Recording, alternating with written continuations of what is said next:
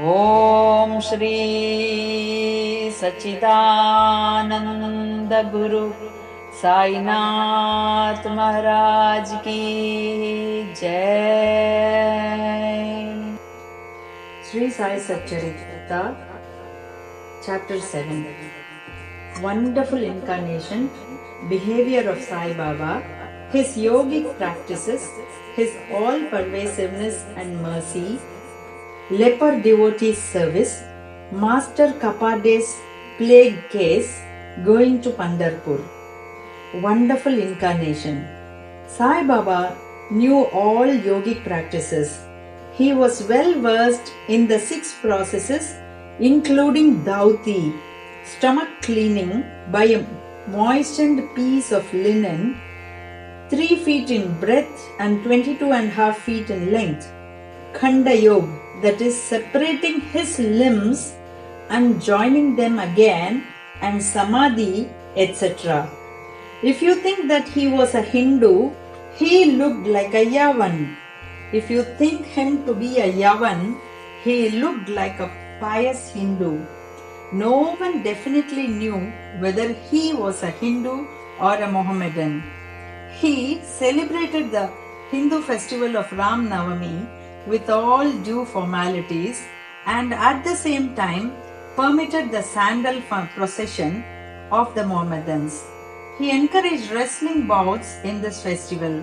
When the Gokulashtami came, he got the Gopal Kala ceremony duly performed, and on Eid festivals, he allowed the Mohammedans to say their prayers, namaz, in his masjid. Once during a Muharram festival, some Mohammedans proposed to construct a tazia or tabut in the masjid, keep it there for some days, and afterwards take it in procession through village. Sai Baba allowed the keeping of the tabut for 4 days, and on the 5th day got it removed from the masjid without the least compunction. If we say that he was a Mohammedan, his ears were pierced, that is, had holes according to Hindu custom. If you think that he was a Hindu, he advocated the practice of circumcision, though according to Mr. Nana Sahib Chandorkar, who observed him closely, he was not himself circumcised. Wide article in Sai Leela on Baba Hindu Ki Yavan by B.V. Dev, page 562.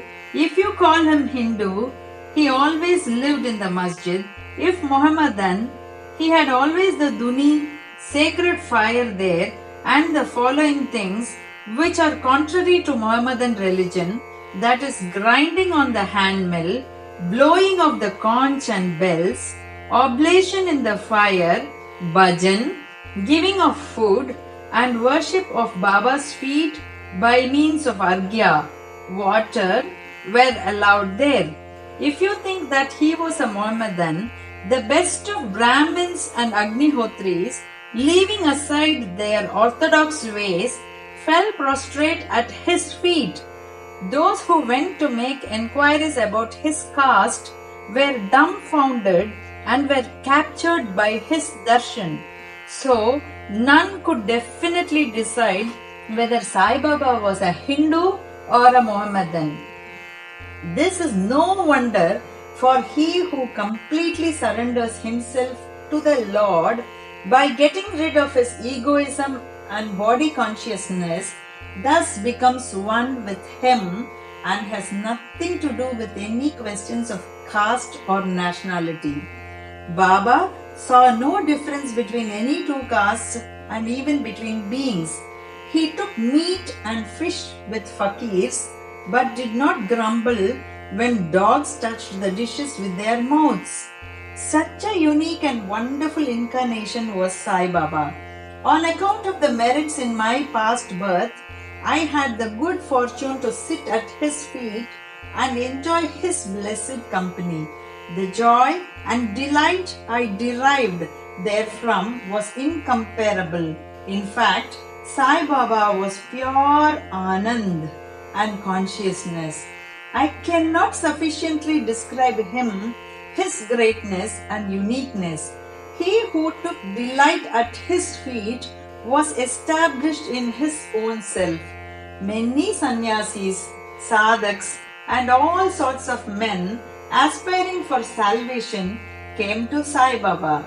He always walked, talked, and laughed with them, and always uttered Allah Malik. God is the sole owner.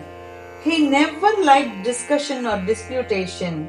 He was always calm and controlled, though irritable at times, always preached Vedanta, and nobody knew till the last who was Baba.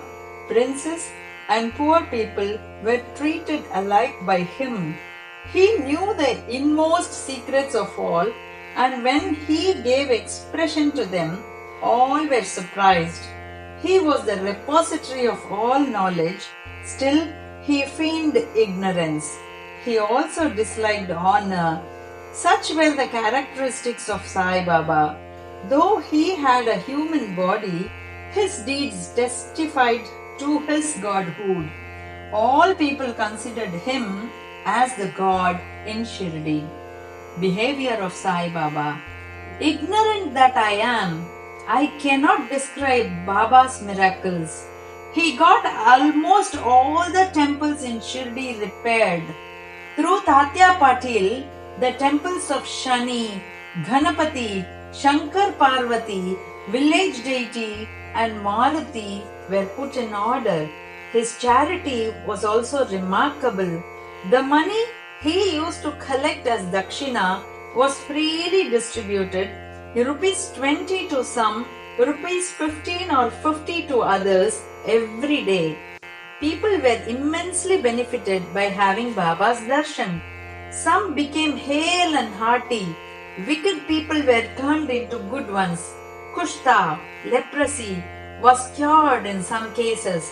Many got their desires fulfilled without any medicine being put in the eyes. Some blind men got back their sight, and some lame ones got their limbs. Nobody could see the end of his extraordinary greatness. His fame spread far and wide, and pilgrims from all sides flocked to Shirdi. Baba had his asan near the Dhuni and always rested there.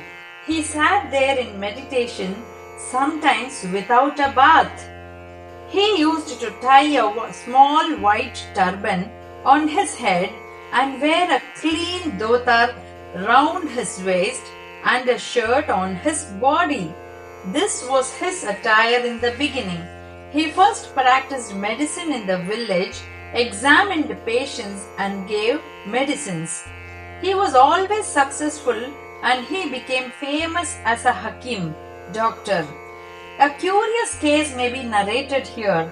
One devotee had his eyes quite red and swollen. No doctor was available in Shirdi. The other devotees took him to Baba. In such cases, other doctors would use ointments, anjans, cow's milk, and camphorated drugs, etc. Baba's remedy was quite unique.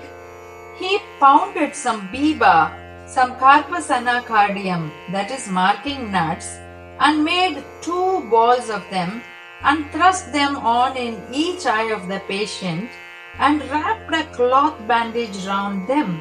Next day the bandage was removed and water was poured over them. The inflammation subsided and the pupils became white and clear. Though the eyes are very delicate, the biba caused no hurt but removed the disease of the eyes. Many such cases were cured, and this is only an instance in this regard. Baba's yogic practices. Baba knew all the processes and practices of yoga. 2 of them will be described here. The one is Dauti Kriya or cleansing process.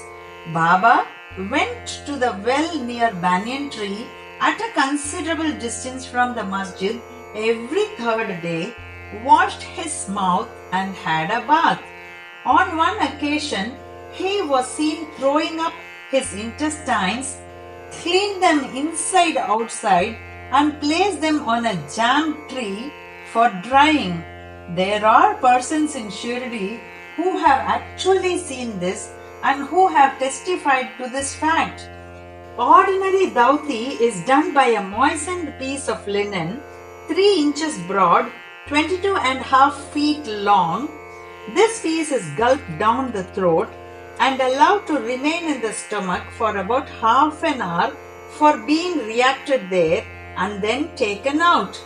But Baba's dhauti was quite unique and extraordinary. Second one is Khanda Yoga. In this practice, Baba extracted the limbs from his body and left them separately at different places in the masjid.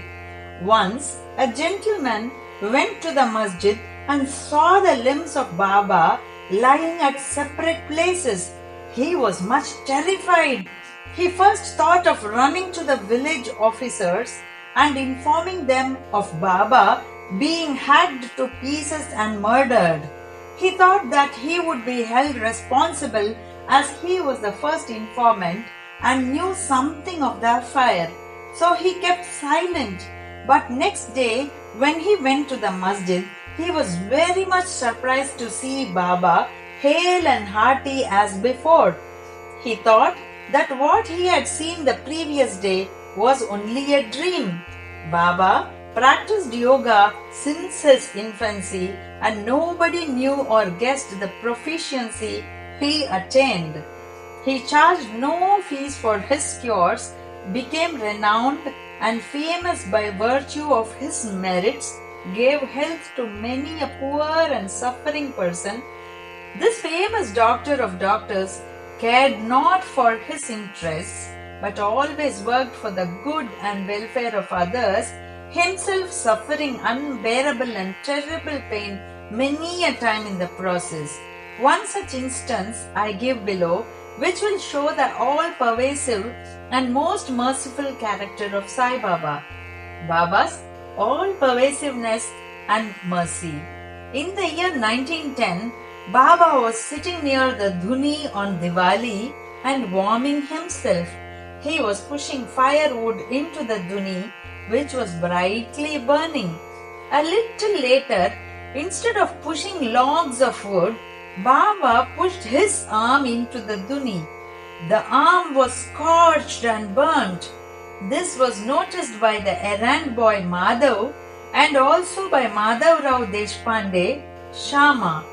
They at once ran to Baba and Madhav Rao clasped Baba by his waist from behind and dragged him forcibly backward and asked, "Deva, for what have you done this?" Then Baba came to his senses and replied, "The wife of a blacksmith at some distant place was working the bellows of a furnace. Her husband called her. Forgetting that her child was on her lap, she got up hastily and the child slipped into the furnace. I immediately thrust my hand into the furnace and saved the child. I do not mind my arm being burnt, but I am glad that the life of the child is saved." Leper Devotees Service. On hearing the news of Baba's hand being burnt from Madhav Rao Deshpande, Mr. Nana Sahib Chandorkar, accompanied by the famous Dr. Parmanand of Mumbai with his medical outfit consisting of ointments, lint and bandages etc., rushed to Shirdi and requested Baba to allow Dr. Parmanand to examine the arm and dress the wound caused by the burn. This was refused. Ever since the burnt arm was dressed by the leper devotee Bagoji Shinde. His treatment consisted in massaging the burnt part with ghee and then placing a leaf over it and bandaging it tightly.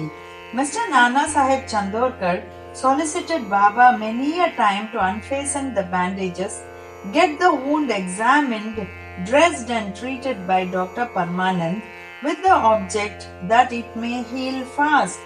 Dr. Parmanand himself made similar requests but Baba postponed, saying that Allah was his doctor and did not allow his arm to be examined. Dr. Parmanand's medicines were not exposed to the air of Shirdi and they remained intact, but he had the good fortune of getting a darshan of Baba. Bagoji was allowed to treat the hand daily. After some days, the arm healed and all were happy. Still, we do not know whether any trace of pain was left or not. Every morning, Bagoji went through his program of untying the bandages, massaging the arm with ghee, and tightly bandaging it again. This went on till Sai Baba's Samadhi, that is, till Sai Baba's death. Sai Baba, a perfect Siddha as he was, did not really want this treatment, but out of love for his devotee, he allowed the Upasana service of Bagoji to go on uninterrupted all along. When Baba started for Lendi, Bagoji held an umbrella over him and accompanied him. Every morning, when Baba sat near the post close to the Duni, Bagoji was present and started his service. Bagoji was a sinner in his past birth. He was suffering from leprosy. His fingers had shrunk. His body was full of pus and smelling badly. Though outwardly he seemed so unfortunate, he was really very lucky and happy, for he was the premier servant of Baba and got the benefit of his company. Master Kapade's plague case. I shall now relate another instance of Baba's wonderful Leela. Mrs. Kapade, the wife of Mr. Dada Saheb Kapade of Amravati, was staying at Shirdi with her young son for some days. One day, the son got high fever, which further developed into bubonic plague. The mother was frightened and felt most uneasy. She thought of leaving the place for Amravati and went near Baba in the evening when he was coming near the Vada, now Samadhi Mandir, in his evening rounds for asking his permission. She informed him in a trembling tone that her dear young son was down with plague. Baba spoke kindly and softly to her, saying that the sky is beset with clouds, but they will melt and pass off, and everything will be smooth and clear. So saying, he lifted up his kafni up to the waist and showed to all present 4 fully developed buboes as big as eggs and added, "See how I have to suffer for my devotees. Their difficulties are mine." Seeing this unique and extraordinary deed or Leela, the people were convinced as to how the saints suffer pains for their devotees. The mind of the saints is softer than wax. It is soft in and out as butter. They love their devotees without any idea of gain and regard them as their true relatives. Going to Pandharpur. I shall now close this chapter after relating a story illustrating how Sai Baba loved his devotees and anticipated their wishes and movements. Mr. Nana Saheb Chandorkar, who was a great devotee of Baba, was Mamlatdar at Nandarbar in Khandesh. He got an order of transfer to Pandharpur. His devotion to Sai Baba bore fruit as he got an order to go and stay at Pandharpur, which is regarded as the Bhuvaikunta, heaven on the earth. Nana Saheb had to take immediate charge, so he left for the place without even writing or informing anybody at Shirdi. He wanted to give a surprise visit at Shirdi, his Pandharpur, see and salute his Vithoba, Baba, and then proceed further.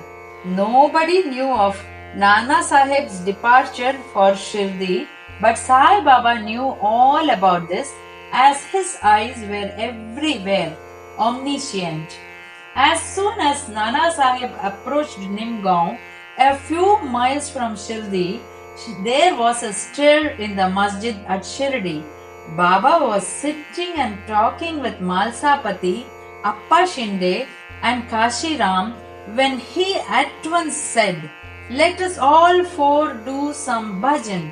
The doors of Pandari are open. Let us merrily sing." Then they began to sing in chorus, the bhava of the song being, "I have to go to Pandarpur and I have to stay on there, for it is the house of my Lord." Baba sang and the devotees followed him. After a short while, Nana Sahib came there with his family, prostrated before Baba and requested him to accompany them to Pandarpur and stay with them there. This solicitation was not necessary, as the devotees told Nana Sahib that Baba was already in the mood of going to Pandarpur and staying there. Hearing this, Nana Sahib was moved and fell at Baba's feet. Then, after getting Baba's permission, Udhi, sacred ashes, and blessings, Nana Sahib left for Pandarpur.